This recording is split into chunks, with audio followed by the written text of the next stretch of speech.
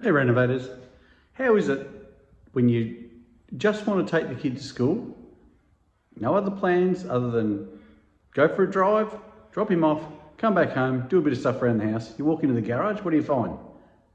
Water leaks. Yeah, it rained last night, not a significant rain, but enough to put a bit of water in the tank. Certainly not the worst storm that this house has ever had, but there's water on the ground. Yep. I drove the car last night, it was raining, so you're going to have a bit of water on the ground from the tyres overnight. But then you get this. There shouldn't be water at the back of the stopper, and it certainly shouldn't be coming from the wall. Obviously an old injury there that someone's tried to repair, but haven't worked out what was causing the injury, which is just fantastic. And there's one here. What's going on with this guy? And how much water's in the bloody roof? I guess I'll find out later. Hang on, here's another one. Where's he coming from? How's it coming out of the bricks? Great. Another job I didn't plan for. Let's spend the day fixing this. Well, here's the back of that brick wall. So that is, I mean, the weather's come in right across there, absolutely blowing the cheese off the pudding. However, obviously this wall's been here for quite a while. What rain's been smashing off that, all I can really see is there's a spot just here, potentially it's been getting through that little weep hole, which lines up with inside pretty well. I will get up in the roof and have a bit of a look around the ridge and the gutter and see if there's anything that potentially has done that. I know the gutter's not blocked, so it can't be to do with that. But yeah, to have water going through a wall, it's not a double brick wall either, so it should have, I doubt it's coming from the top, but I think likely that spot there. Well, I guess we'll see. Oh, great. Here we go. Nothing like getting in a roof in your 50s. Let's see what happens. I certainly don't recommend getting in a roof in your 50s, especially if you're not the trimmest of all cats. But if you're going to get up in a fucking roof, ever, no matter what you are, you know, try and keep the insulation in a fucking decent position. Really? Ridiculous. However, there's a fucking leak there. Look at that. Okay. So where's that? Oh, of course it's coming from the evap.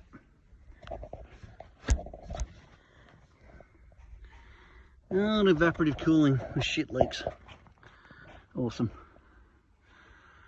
Oh, might as well try and find that while I'm here.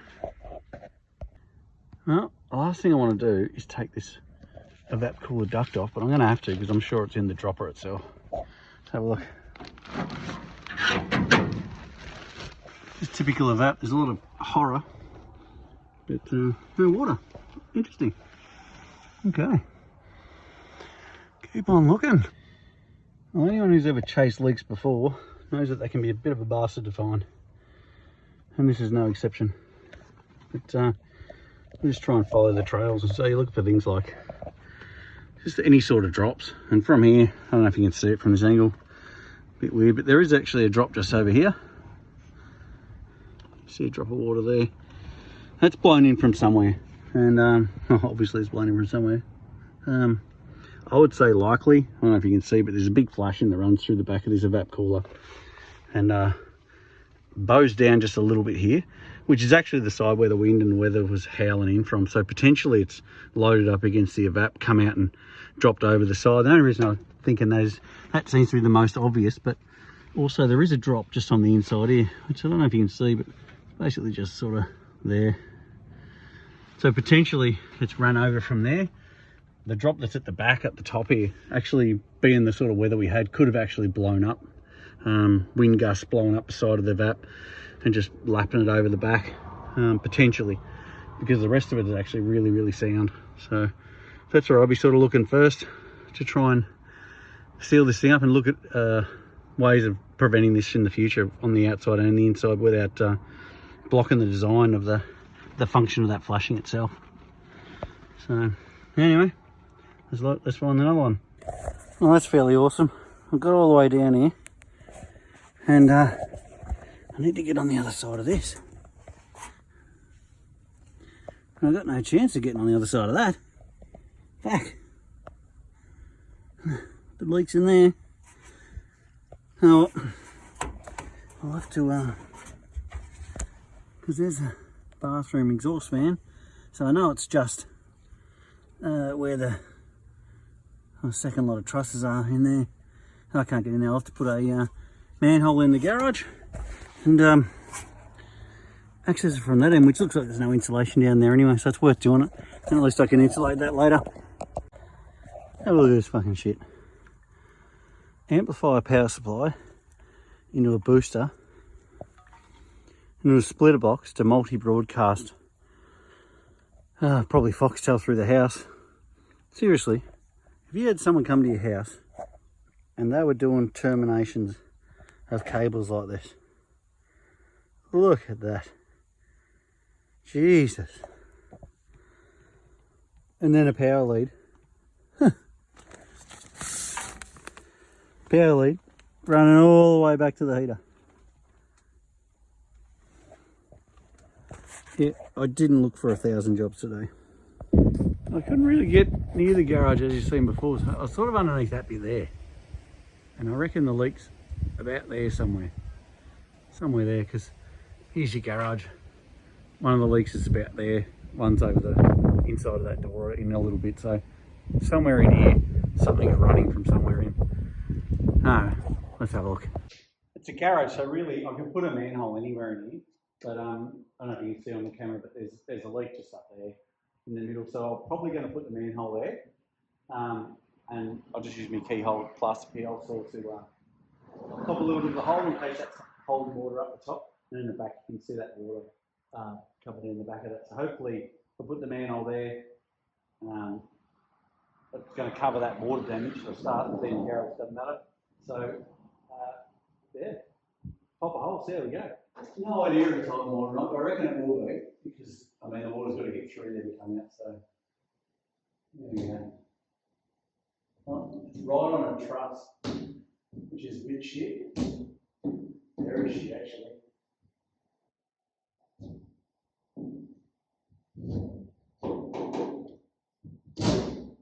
I don't know. Had some problems there before. Alright. I'm going to pop a bigger hole because now that it's on a truss, to be able to get a manhole, a square hole in there, I don't even know if you can call it a manhole, personnel, access panel, entry point, something that's on the ground. So it's running work, you've got to call them something. Dude, plaster is just rotten. Right.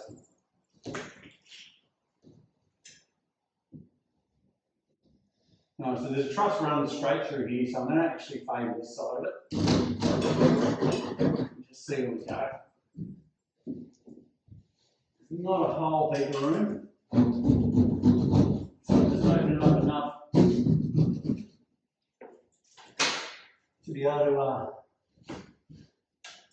have a bit of a look around and then get a bit of a measurement as to what size manhole cover I'm actually going to get. But that is very wet there. Fantastic. That's what we want. A wet fucking roof. Alright.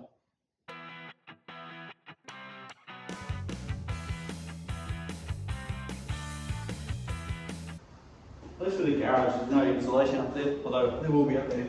Will be some up there soon, but once we know there's no leaks, let's see. Alright, here we go.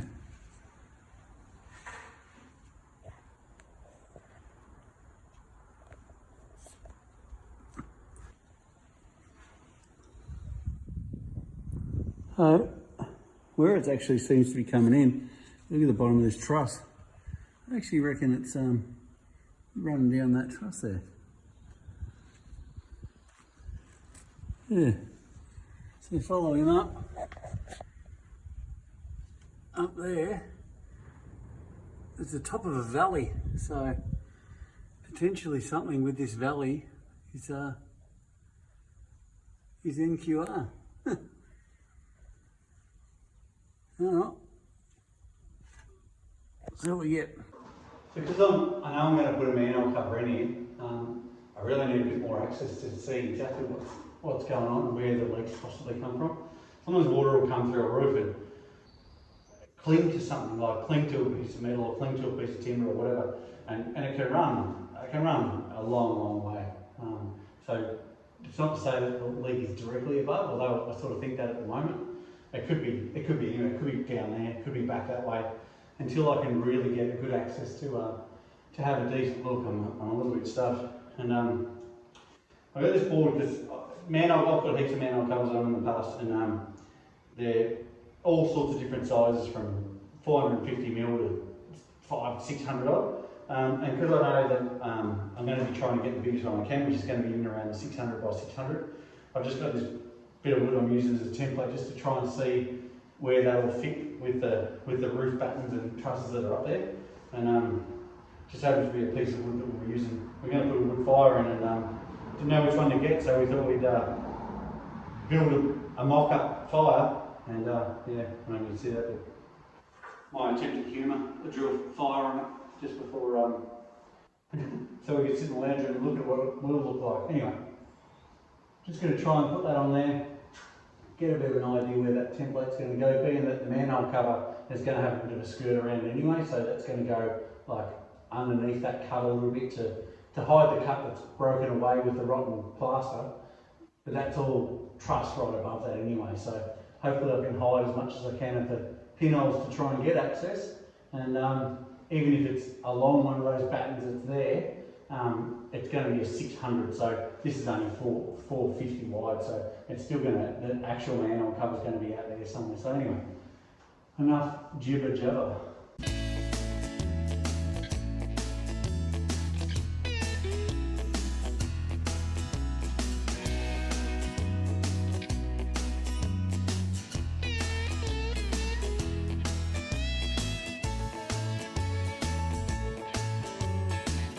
Here's a good example of how water can run. It's easy to get confused with where water's actually going to go. So here's the roof. Inside the roof, your plaster, absolutely great. Good chippies, good plasterer, good job. But when you get up in the top, so I reckon it's coming from up around in here somewhere. And I'll have a deep dive down into that later. But I reckon it's run down this truss. Getting to the bottom of the truss, you can see it's sort of, there's a bit of water build up at the bottom here, and it's dropping into this batten, metal channel batten. So from there, if you remember, we had a leak at the far corner as well. So basically the water seems like it's running along all down that way and gets to this end where that batten stops and drops straight down on top of all that cornice that's all got all the water damage underneath. And then go the other way, because we know it's that batten's actually level, and it's running all the way up here looking for another hole. Can only get so far because basically the water buildup would be not allowing enough to run that way. It's just going to continually drop off that, and then once it's gone over that edge, it's going to siphon or capillary over the top, so basically be more drawn to that drop off than it will to try and push against dry dirt in the bottom or dry dust in the bottom of that tray. So 100% to me, that's leaking right above, which there's a valley that runs right through here. The wind was blowing straight up at the back, like basically straight up that that valley like a runway, and so potentially it's just terracotta tile gaps, or there may be something on the outside in that valley that's allowing it to burst its bank, so to speak. So but it's certainly not new. I mean, judging by this plaster, the inside, that's all the paper on the inside of the plaster. So it's been leaking like that for a long time. Just no one's ever either seen it or looked at what the cause of the problem was. Just put some paint on the outside and deal with that. Anyway, good news. Now just insulation, rat sack, and manhole cover, and then try and find that leak. So plan will be, once I can get on the roof, because it's still quite windy and wet today, when I get on the roof, I'll go and have a look around the tops of the valley and around those tiles, see if we can see what potentially that water's got through, how that's got through, just to confirm that point. I've got the new manhole cover, so as I expected, there's one there, 600 by 600. a standard cutout. So your cutout size 553 and 553. That all drops in and gets mounted up there with two timbers. So I'm going to use two timbers. The manhole cover itself is not really structural. You're not going to grab onto the manhole cover to get up into the roof, and it's not. Yeah. So for that sort of an entry there, I'm going to be cutting the batten out. Let's do myself. Be cutting this this timber batten out, so it rests hard up against this edge of the truss, and that batten there will actually come out. So I'll be sort of hard up against the one on this side, and springing across that way and down. When you pull these out, what you've got to be careful of, what they do is they'll support the surface area of that plaster between the span of the trusses themselves, and they're screwed off. I don't know if you can see that, maybe you can, maybe you can't, but they're screwed off into each truss, and they're 600 apart. These ones are anyway. So I'm gonna cut that back to where I can get that batten back to where I can get that manhole cover in, and I'll just be taking that piece out as far as I need to get that cover in there. It's not going to be do anything to the roof itself. It's not going to. It's literally only. It's still glued in all of its sections, and it's just supported. It is glued onto that batten itself, but you're only really taking that small section off over the whole big span. So it shouldn't really cause anything detrimental to that plaster cover. I've certainly been wrong in the past, but in my experience, it's not really, in this situation, it's not going to cause me any grief. So that will be the plan to get this manhole cover in.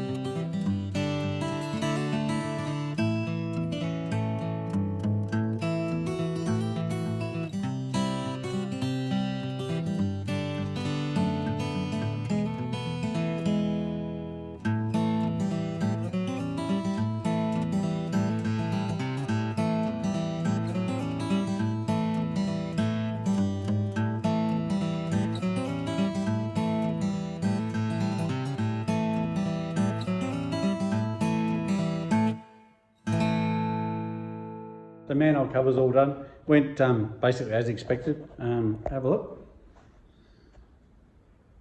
So it sits in against the roof, nice and flush, as you'd hope. If roofs aren't square, it's never going to sit flush, but in this occasion, hey, it is certainly flat. We saw on the level earlier that, yeah, it sat flat. Only major drama I had was the plaster through this section, where it's actually had a fair bit of water for a long time.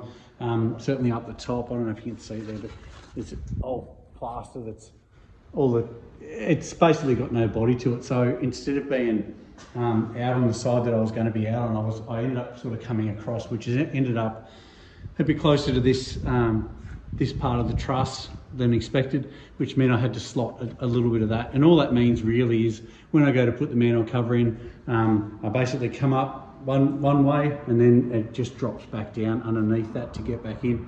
I've got a fixing into the main truss, which is good, so that side's nice and tight and strong, and this side is into that timber that I had earlier. So that's resting on the old battens and just screwed in nice and flush in there. So it is quite solid. It's the plaster itself still got the same integrity as it had before, in my opinion.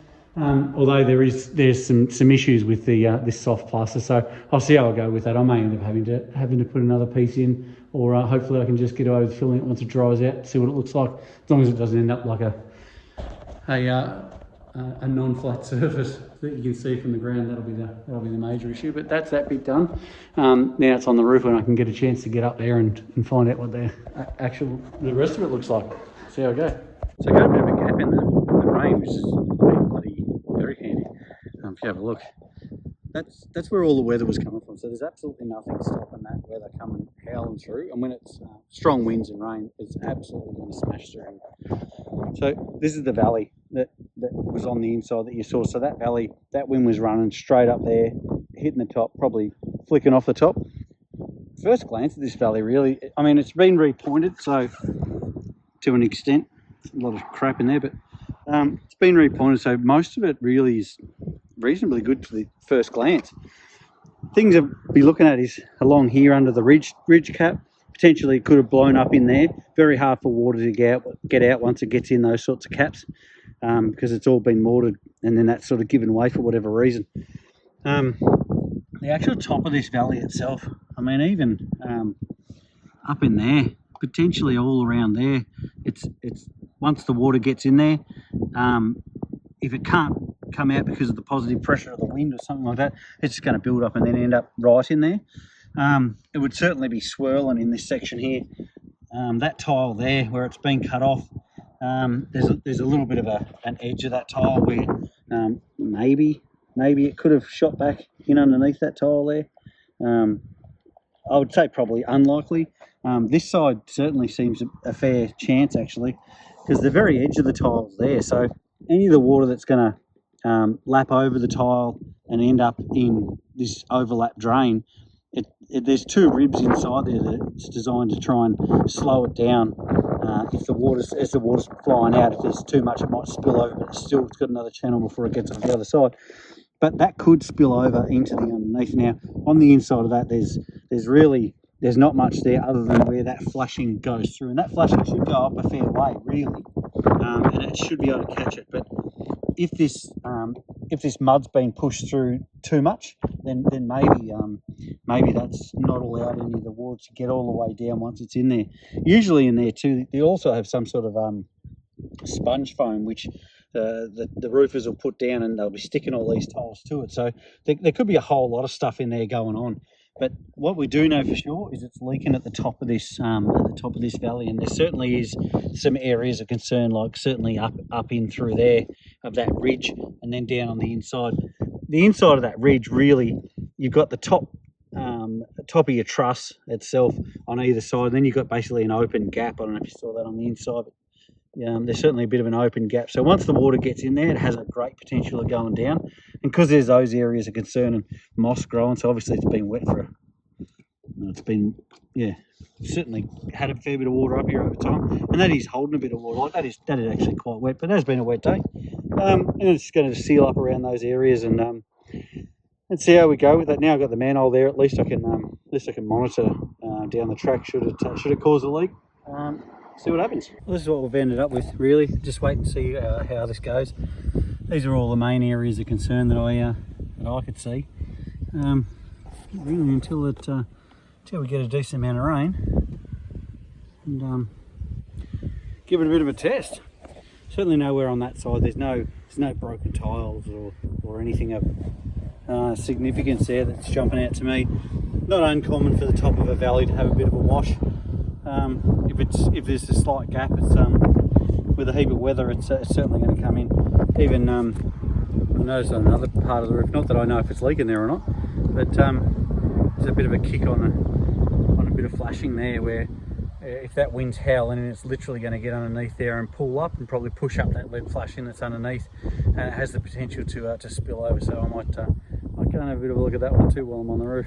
Here's the outside of that evaporative cooler that we found on the roof. That's certainly that's a flashing from the inside. So you have a big skirt all the way around. It kicks up underneath there. So anything that hits here comes across. It's going to lock against that and come flying out the bottom. And it has done for years. Looking at that, I mean, in my opinion, they've done a great job of that flashing. But for whatever reason, it has got away underneath. So I'll probably pull some of these tiles back, just to have a bit of a look at what the potential issue is, and whether it was just that part halfway along where it would have pushed down. Maybe these tiles, the weight of these tiles, maybe it's pushed it down, like pinked the metal down in one section. So as the rain's smashing in against here and running down, maybe it just got a little bit too much for it. And possibly only in those real bad weather events, it's going to come through. But certainly been here for a long time. Got some old silicon there that needs to be seen to. But we've got a bit too much weather today, so I'm not gonna open up the roof and do that. But I will do it shortly. Let's have a look at this guy. So water comes through, hits the top of that gable, hits that wall, drops down, ends up in the bottom of this trough here, comes flying out the bottom. There's a big jump off the roof. This is kicked up for whatever reason. I mean, they've just put this in and tilers have done whatever they've had to do. But when the weather's coming in from that way, as you can imagine, flies through, hits the bottom of that. Got to go wherever it can go. I mean, just hope it works, but I don't know where that goes. Little mouse hole into nowhere. So all that sort of stuff you just got to be careful of, because before you know it, you can have your ceiling drop. So let's have a bit of play with that and see what happens.